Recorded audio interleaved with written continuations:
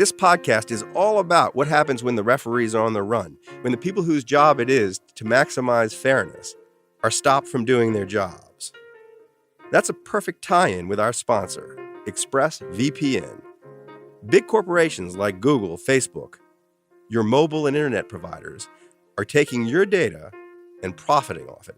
But ExpressVPN is the best way to enforce fairness by giving you the tools to prevent your web activity from being tracked. ExpressVPN secures and anonymizes your internet browsing by encrypting your data and hiding your public IP address. ExpressVPN has easy-to-use apps that run seamlessly in the background of your computer, phone, and tablet. Turning on ExpressVPN protection only takes one click. Using ExpressVPN, I can safely surf on public Wi-Fi without being snooped on or having my personal data stolen. For less than $7 a month, you can get total ExpressVPN protection. ExpressVPN is rated the #1 VPN service by TechRadar and comes with a 30-day money-back guarantee. Protect your activity online today and find out how you can get 3 months free at expressvpn.com/rules. That's expressvpn.com/rules.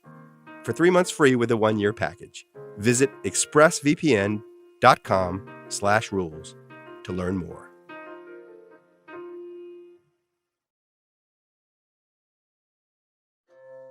Now 2 women who were harlots came to the king and stood before him. And one woman said, "O my lord, this woman and I dwell in the same house, and I gave birth while she was in the house." Then it happened. Old Testament, 1 Kings 3:16. There are these 2 women, one whose baby has died, the other whose baby is still alive. Each claims the living baby as her own. They go to the new king, Solomon, and ask him to sort it all out.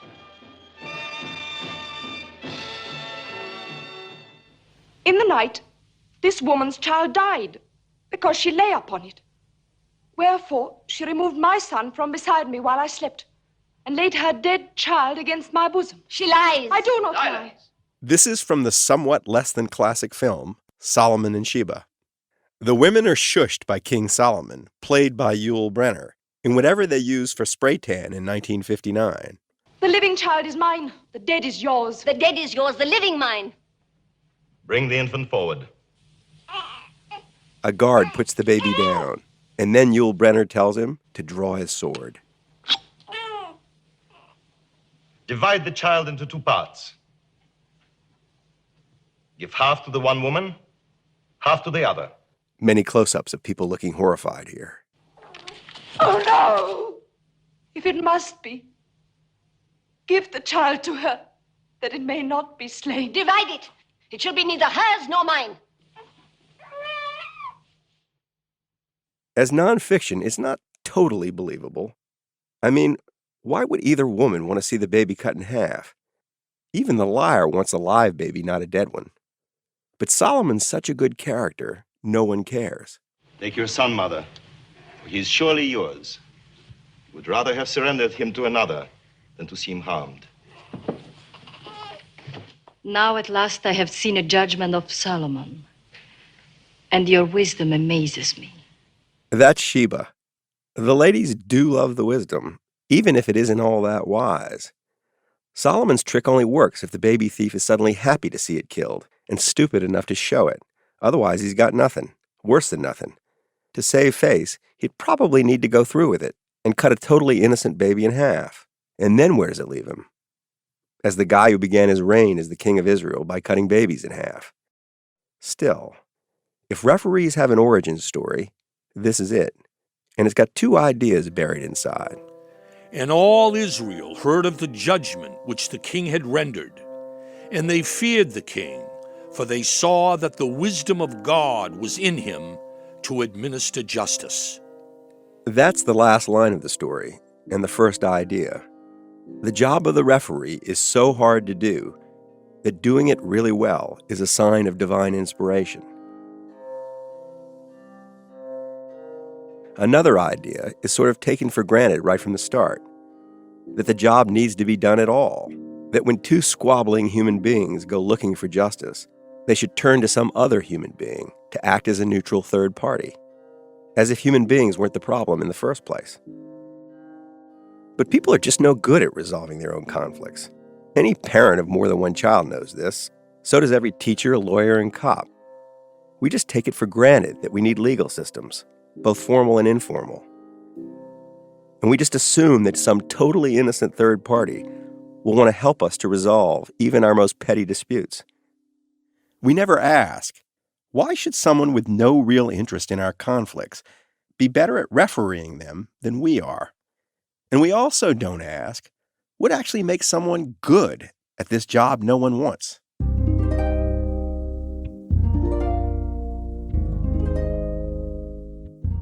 I'm Michael Lewis, and this is Against the Rules, a show about the attack on the authority of referees in American life and what that's doing to our idea of fairness.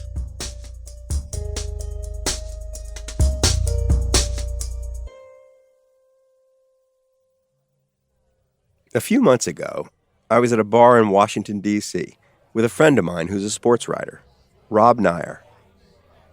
He's the opposite of what you think of when you think of sports writer. Quiet, well-mannered, almost shy. I suppose he's a fan, but he's never fanatical. He's like his writing, cool, analytical, detached.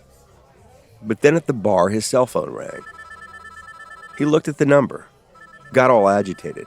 All, I hate my life. I hate these people who keep calling me, but I have to take this one. I'd never seen him like this. He spent 20 minutes pacing around outside, on his phone. Came back a total wreck, angry, distracted, incapable of pleasure. It was this new job he'd taken, he said, as commissioner of an amateur baseball league.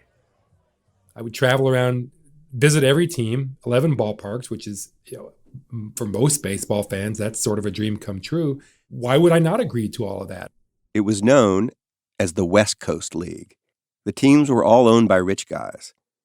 They had persuaded Rob to become the league's public face, its symbolic leader. These rich guys loved the game. Rob loved the game. What could go wrong? Well, it turned out that these owners argued amongst themselves. A lot. Their coaches and players fought with each other too. And everyone fought with the umpires. They expected Rob, as commissioner, to get in the middle of all these fights and referee them. But the rich guys hated to be refereed unless the call went their way. That's what the phone call had been about in the Washington bar, yet another dispute. The umpire reported that the head coach poked him with his finger. And this was the second time that this head coach had been suspended. The first time he had sprayed, whether inadvertently or not, the rules don't make a distinction, sprayed with saliva an umpire. So he was suspended at that time. And then just a couple of weeks later, he reportedly, according to the umpire's report, poked the umpire. Unfortunately, the video was inconclusive. So I felt like I had to take the umpire's report at face value. Rob suspended the head coach again, thus pissing off the owner, who blamed the whole thing on the umpire, with whom he now thought Rob was in some sort of secret alliance. For his part, Rob couldn't see what he'd done to deserve this. No one asked if he had some special talent for reffing other people's disputes. They just sort of assumed he'd figure it out, which he was trying to do. You have to, as a league, you have to have an incredibly compelling reason to dispute the report or the integrity of an umpire. Otherwise, you just lose control. It's anarchy.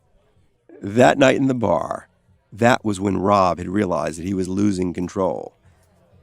That in this amateur baseball league, it was anarchy. I had just discovered 2 days after the fact that the head coach actually did not serve his suspension. So yes, I mean, I was apoplectic because what am I supposed to do now? So what did you do to him? I suspended the owner for 3 games and levied a relatively small fine. And how did he respond to that? Not well. No, not well at all. The owner had screamed at him, accused him of somehow being on the take from another team's owner.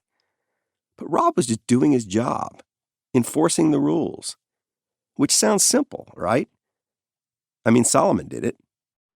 But it turns out there's a great deal of ambiguity in the rules. For example, there is a rule against prolonging an argument after an ejection, but there's no definition of prolonging.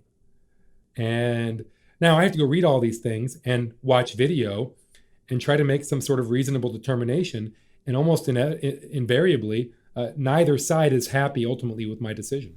What kind of person would enjoy being in the middle of this? Well, it's a good question. I keep getting this sneaking suspicion that there are at least a few people in the league who actually enjoy conflict, who thrive on it. I don't know if that's true. Maybe they can't help themselves, and maybe the conflict makes them as miserable as it makes me. I don't know. And I've actually tried to reason with people, these people who seem to enjoy it. Because there's a part of me that thinks they can't be having fun yelling at me, can they? Of course they can. People love to scream at refs. They do it all the time. And the same people who love to scream at refs also just sort of assume that the ref's job is to sit there and take it.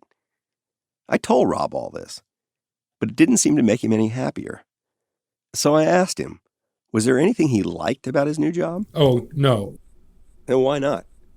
At the end of the day, how do you feel good knowing that someone is upset with you and might be questioning your integrity? Rob had clearly never been a ref, and he was learning that he wasn't cut out for it. I probably couldn't be an umpire because my first reaction would probably be to start fighting, physically fighting. So you'd be out there throwing sledgehammer punches at the people who came up to argue with you? Well, I wouldn't be good at throwing punches, but yes, I would be throwing punches. The first time someone got 6 inches from my face and started screaming profanities at me, I would lose it. I mean, I have road rage issues. Not that I've ever done anything, but I have that impulse. So they need to find a different kind of person to do this job. Well, I don't want to fire myself, but I would recommend someone else. Yeah, sure. I've watched Rob work for years on a book and overcome all sorts of obstacles. But just a few months into his career as a referee, he's already looking to quit. Hand the job to someone else. But to whom? I mean that generally. Not just in baseball, in all the places where disputes need resolving. The job obviously needs doing, maybe more than ever. But what sort of person can do it?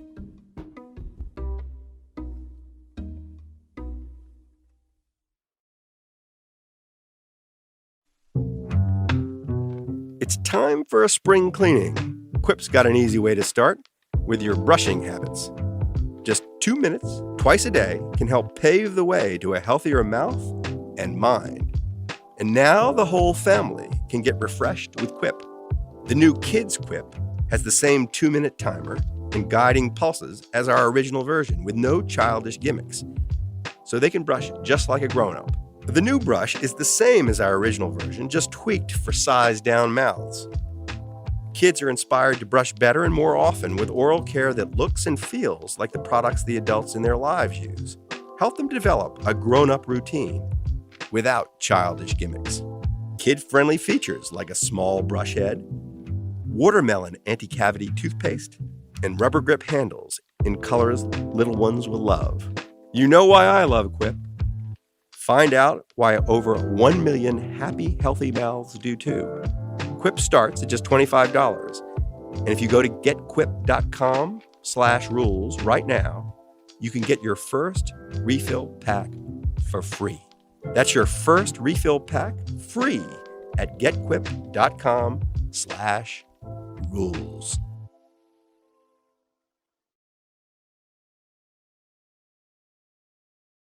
Back in 1979, a huge number of Vietnam vets filed a lawsuit against Monsanto and Dow Chemical and other companies that had manufactured an herbicide called Agent Orange. Millions of gallons of the stuff had been dumped onto the Vietnamese jungles to kill the plant cover used by the Viet Cong. Thousands of vets exposed to Agent Orange believed it was responsible for their various health problems. They didn't have much evidence, but the companies wanted to settle, just to end the whole thing. That effort kicked around the courts for 5 years, but no one could find a solution that would satisfy everyone. Then the judge decided to see if he could find a solution outside the American legal system, to appoint an outside mediator. Special master, the courts called it. And I just got a telephone call out of the clear blue from a federal judge in Brooklyn, New York. Did he explain to you why he thought you'd be good at that job?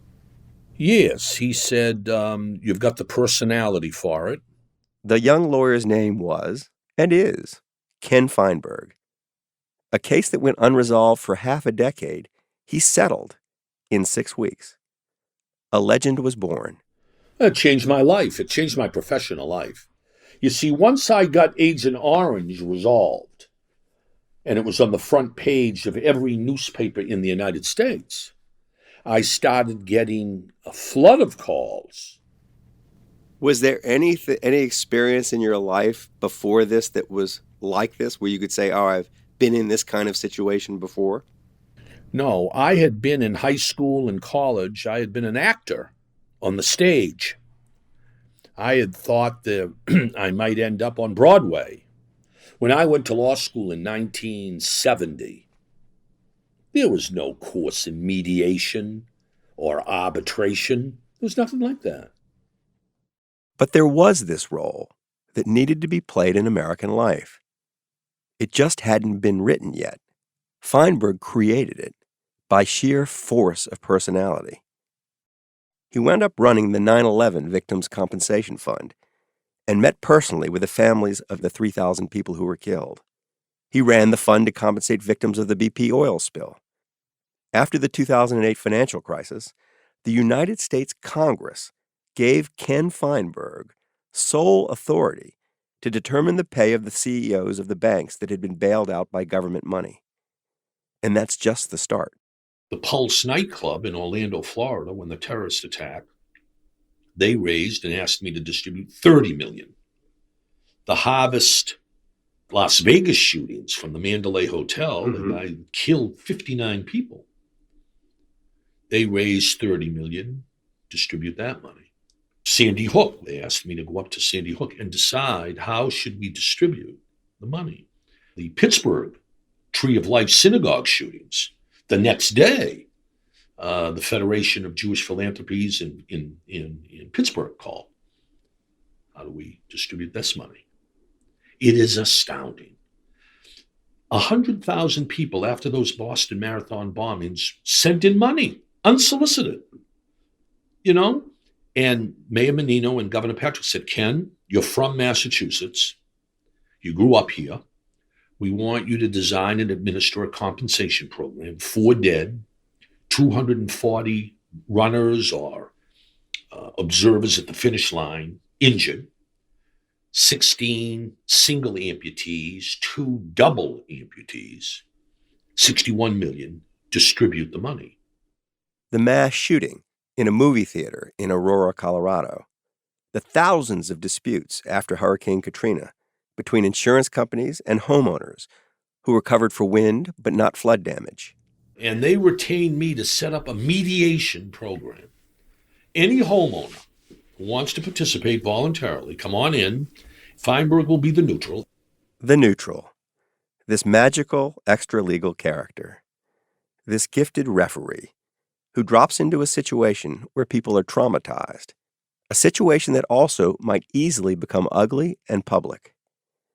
And he resolves it, quietly, privately, and hardly anyone says anything about it, or even knows who he is, or just how much power he's wielded.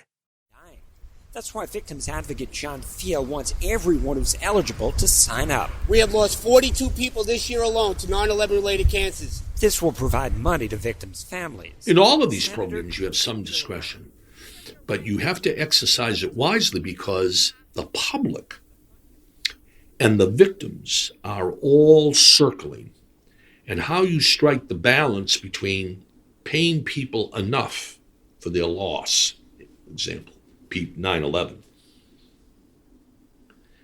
and not paying them too much. So you couldn't, so in doling out the money, you couldn't actually reflect just pure expected earnings. You couldn't. Yeah. You couldn't. The law wisely said, and Feinberg shall consider expected earnings. And then there's another clause that says, and he will see to it that justice is done. Well, that gave me the opening to bring down the top and bring up the bottom so that the gap between the stockbroker who died and the busboy who died was not too wide. What was the difference, the monetary difference between what would have happened if you just done a raw, cold calculation of lost earnings and what you actually did? Oh, I think some people, I don't know how many, but I think some widows, or widowers, I should say, would have maybe got $35 million in taxpayer money, which I reduced to no more than $6 million. And what about on the other end? And on the other end, some people might have got $200,000, and I increased the bottom to up over $1 million. He turned $35 million into $6 for the family of a bond trader and $200,000 into $1 million for the family of a busboy. All by himself, for free. Feinberg refused to be paid for his work settling the 9/11 Victims' Compensation Fund. He doesn't take money after mass shootings either. He just feels it's his duty to do the job. And hardly anybody complains about the results. Of course, plaintiff lawyers don't like it. But about the only principled objection to Ken Feinberg comes from legal scholars who worry that his success makes a mockery of the legal system. Like this guy. I'm Eric Posner, and I'm a professor of law at the University of Chicago. In his writing, Posner's raised questions about the role that Ken Feinberg plays. So the legal system doesn't always reflect people's ordinary moral intuitions about how disputes should be solved. So give me an example, so like a concrete example or two of outcomes the legal system might generate that would violate common sense notions of fairness. So suppose you're driving your automobile and you run over a wealthy person and kill him. His family sues. You may have to pay damages equal to his lost income, which could be millions of dollars. And then someone else runs over a poor person, and the poor person's family sues, and the damages that are awarded might just be a few $100,000 or less. Just like what might have happened after 9/11 if Feinberg hadn't been there. Because of this legal rule that compensates victims and their families based on their lost income, that values people's lives by how much money they make. And it looks quite unfair because it's as if the law is saying that the wealthy person's life is worth a lot and the poor person's life is worth not that much. And that's very much inconsistent with our moral intuitions about equality. This disconnect between the common sense notion of what's fair and what the legal system produces is allowed to sort of chug along until there's a big spotlight thrown on it, like there was in 9/11. Right. So the legal system can chug along as long as people aren't paying too much attention to it. But when there's some kind of massive public spotlight on the particular conflict that the law is supposed to deal with, people see how it operates out of context and they can get very angry. I love this idea that the only reason the legal system works is that people don't pay attention to it. That when they do pay attention to it, they're shocked by its unfairness. That the stability of the entire society depends on people not looking too closely at its foundation. Because when they do, they get seriously pissed off. And then the system, our system of law and politics has to address this anger in some way. This anger is a political problem that the legal system is really not set up to address. And that's when Ken Feinberg appears. When the anger hits a certain point, when people are chucking beer cans onto the field and deciding the game is rigged, Feinberg descends by parachute and the arena goes quiet. And just about everybody accepts his judgment. And just about everybody agrees it's fair. So what Ken Feinberg really is a political solution. That's exactly what he is. He's a political solution. A legal scholar looks at Ken Feinberg and asks, why do we turn to this one guy, time and again, to dispense justice? And why is that justice so obviously different from what our legal system might supply? I'm interested in a different question. I look at Ken Feinberg and ask, how the hell does he do it? I mean, how does any citizen of this fractious, unreasonable, entitled, moronic country persuade it to come together and agree on anything? Is anybody asking how you're doing that? I don't really think that most people who ask me to do this, they don't really probe very much as to how it gets done. They like the result. Right. The time has come to ask him how he does it.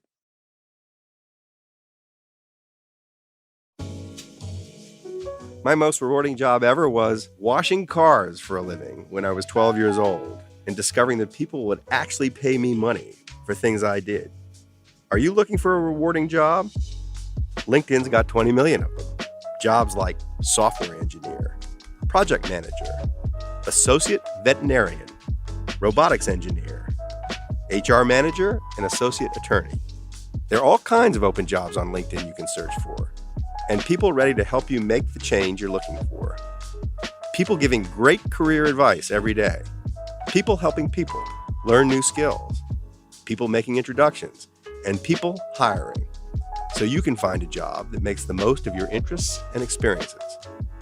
Find the job meant for you at linkedin.com/jobs.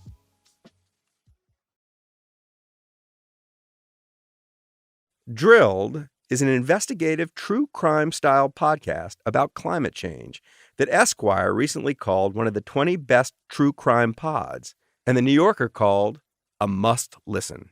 The first season tells the story of how fossil fuel companies created climate denial and made it go viral. It includes more primary sources than any previous reporting on the subject, and it unearths new internal documents revealing oil companies' strategies. Season 2 builds off Season 1 with a human scale story about how all of this has impacted one community, West Coast crab fishermen. They just became the first industry to sue Big Oil for its role in contributing to and covering up climate change. Find Drilled wherever you get your podcasts. So I can see you're a talker, but I loved your book on the one on Wall Street. Which one? The Big Short? I went to visit Ken Feinberg at his apartment in the suburbs of Washington, D.C. Nice place. Not a money person's place, not extravagant. His wife Dee Dee's with us, on the sofa beside us. They're both in their 70s, their kids all grown up and gone. They've earned the right to move to some beach. Let the world find another referee. But they haven't moved. Since we last spoke, I'm now resolving all of these Catholic priest abuse cases in New York and Pennsylvania, where the Cardinal, Dolan in New York, and the Archbishop in Philadelphia came and basically said to me, you know, this is one situation where the Jews have to bail out the Catholics, and we've been resolving all these cases. Just how you want to spend your golden years. Reffing the dispute between the Catholic Church and however many Americans have been abused by its employees. But this is clearly Feinberg's idea of, I was about to say fun, but that's not quite right. It's more like his idea of where he needs to be, like Feinberg GPS. If at any given moment you want to know where Ken Feinberg is, just go looking for the most upsetting public controversy. You'll find him in the middle of it, as the neutral. And the church came and said, basically, will you meet with individual victims voluntarily? If they don't want to, they don't have to. And we'll pay for it. We'll compensate them for the damage we did. Horrible damage. I mean, penetration, sodomy, rape, going back 40 years or more. And we've resolved virtually all of the cases in New York. How many were there? Well, we know voluntarily that 1,500 people came forward in 5 dioceses in New York. Oh. And 1,497 of the 1,500 we resolved. The victims don't have to accept Feinberg's judgment, and yet they do. But why? I mean, why do these controversies always find him, or he them? And how is it that he always, and I mean always, gets to a resolution? Well, I think that there are a couple of characteristics. Don't underestimate the importance of empathy. The perception that you're trying to get into that person's shoes and understand the damage. And I think the ability to listen. I've learned the hard way. Don't try and express too much empathy. It is perceived as hollow. You're not in my shoes, Mr. Feinberg. You're a hired gun. You can empathize and express support without saying things like I've said it in my early years, I know how you feel. I said that to one person who lost a son at the Pentagon, 9/11 attacks. 83-year-old man buried his son, and he said, Mr. Feinberg, you're telling me you know how I feel? You have no idea how I feel, and it sounds pretentious, and I'm just telling you got a tough job, but in the future. People like you listening to them. They do. It's very odd for someone who talks. That's right. Because you're a talker too. You learn. Right? Yes. So most people who are talkers don't listen. You learn to listen. Sometimes I think that all people who are really good at what they do are like magicians. Asking them how they do it is rude. They don't really want to tell you. They shouldn't tell you. Because if they tell you, they ruin the trick. But Ken Feinberg, he took money away from guys who ran Wall Street banks. I don't know how anyone does that. I thought that in cutting the pay of the CFO of Citibank, I would go to the CFO and say, you don't need 3 cars, and you don't need a home on Long Island in the summer, and therefore I'm going to cut your pay by 80%. And you get pushback, I figured, about who are you to tell me what I need. You get victimology. I love these Wall Street victims. You get the CFO saying, you're cutting me by 80%. You have made a determination of my self-worth. When I look in the mirror in the morning, I'm not thinking about 2 cars. If you cut my pay, you are telling me I'm not worth what I was getting. They said this kind of thing? Oh, my goodness. This was a curveball. This was a curveball, you see. It's not about material gain. If you dare come to me and say, I'm only worth 20% of what I was worth last year, you have made a determination that my life is meaningless, that I'm only worth a fraction of what I thought I'm worth. What's your response to this? I'm not a rabbi or a priest. You kind of are. No. Yeah, Feinberg doesn't want to go there. Part of his job, as he sees it, is to resist the temptation to make anything personal, to expect some connection with the people on the other end of his work. I put it this way. Never take on one of these assignments and expect thank you, gratitude, appreciation. It never, ever happens. Never. The most you can hope for is resignation. And why is that? Well, because, if you're worried about stuff like that, you're going to split the baby. You can't worry about how you'll be perceived post-mediation. Just like a referee in a basketball game can't be worried about how a team or a player will feel about that referee based on a call that he made or she made. You just have to do your job and have enough sense of self. He's been doing this work for 40 years now. He's interacted with countless victims and perpetrators of tragedies. It feels incredibly personal. But no one stays in touch with Ken Feinberg. One 9/11 victim sent me flowers on the 9/11 date for about 15 years. One. And I think it's very important to deliberately push people away and say, this is a horrible chapter. Move on as best you can. It's not easy, and I'm not minimizing it, but move on as best you can. Don't look back to this program or to me or the money. Just move on. And so you push them away. Absolutely. Deliberately push them away. I gotta say, I don't feel pushed away, at least not sitting on Feinberg's couch. But I notice he's got me on the edge of my seat, wondering when he's going to erupt and fill the air with exclamation points. He's obviously got several traits that make him good at what he does.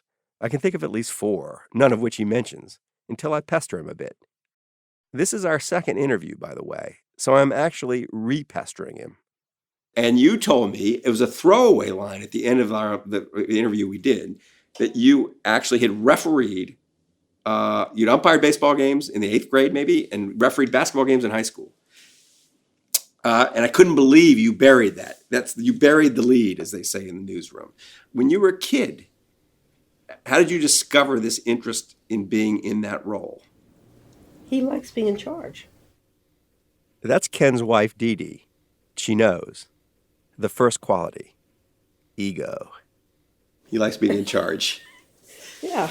But you've got to be shrewd about how you're in charge, because otherwise people take away the privilege. Those aren't exclusive qualities. Right. No, they aren't exclusive qualities. But if you don't pick the teams fairly, you won't be allowed to pick the teams next time.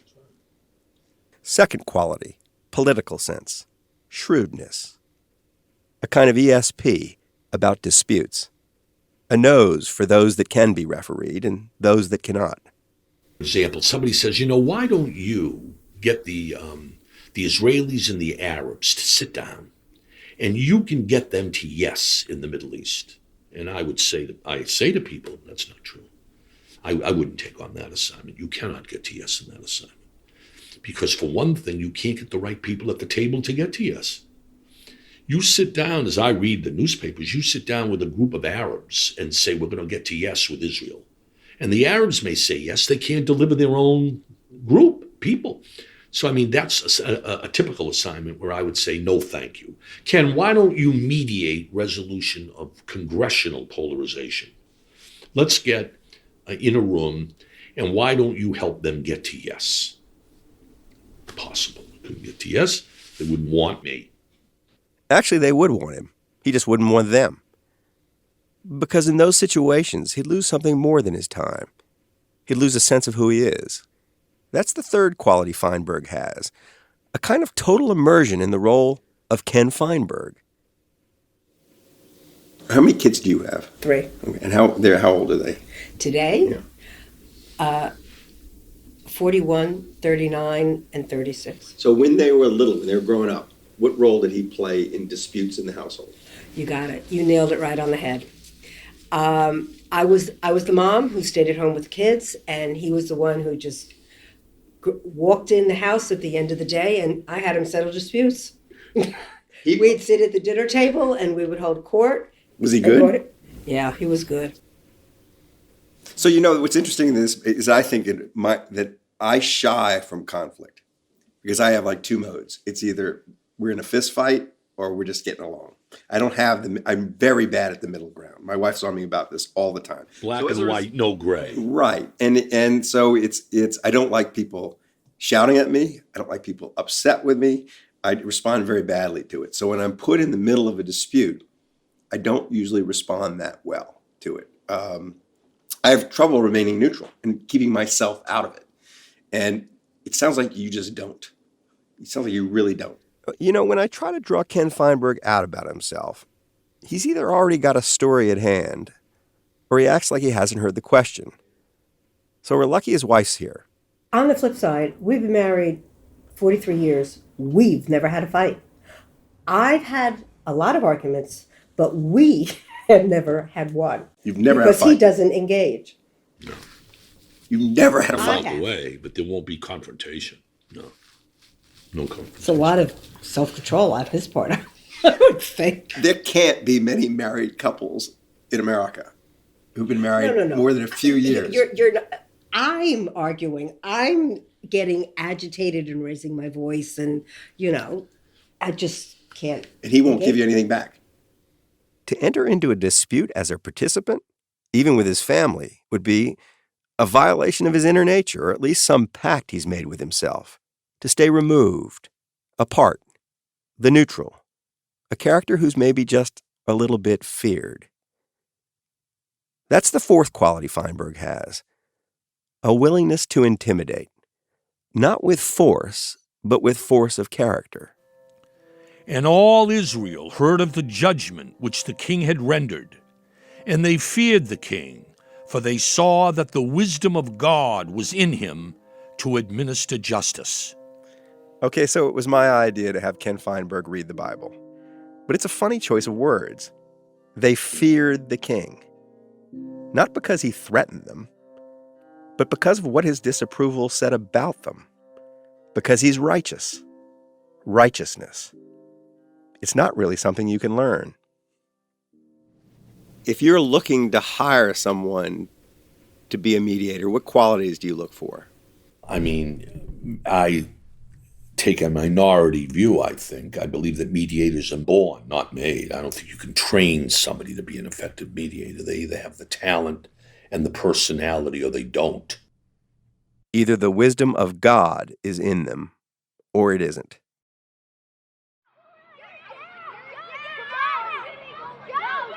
So we're doing a podcast on referees and people, mediators, and people who kind of resolve conflicts. Yeah. And so we were here for recess to talk to the fifth graders because they're the ones who are, in battle. I was in fifth grade last year. I assumed you're in sixth grade this year. But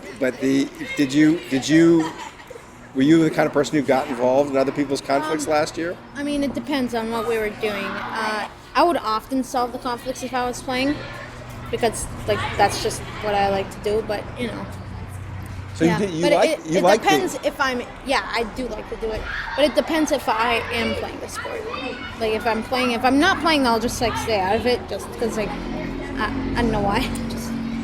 What do you like about the peace process and getting involved in two people who are violating it? I mean, I guess it's just, I just feel proud, because then it's like seeing their faces. They're like, okay, yeah, It actually works. Yeah, it works sometimes.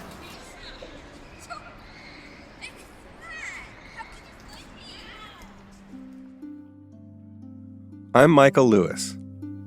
Thanks for listening to Against the Rules. Against the Rules is brought to you by Pushkin Industries. The show's produced by Audrey Dilling and Catherine Girardeau, with research assistance from Zoe Oliver Gray and Beth Johnson. Our editor is Julia Barton. Mia Lobel is our executive producer. Our theme was composed by Nick Bertel with additional scoring by Seth Samuel, mastering by Jason Gambrell. Our show was recorded by Topher Ruth at Northgate Studios in Berkeley. Special thanks to our founders, Jacob Weisberg and Malcolm Gladwell.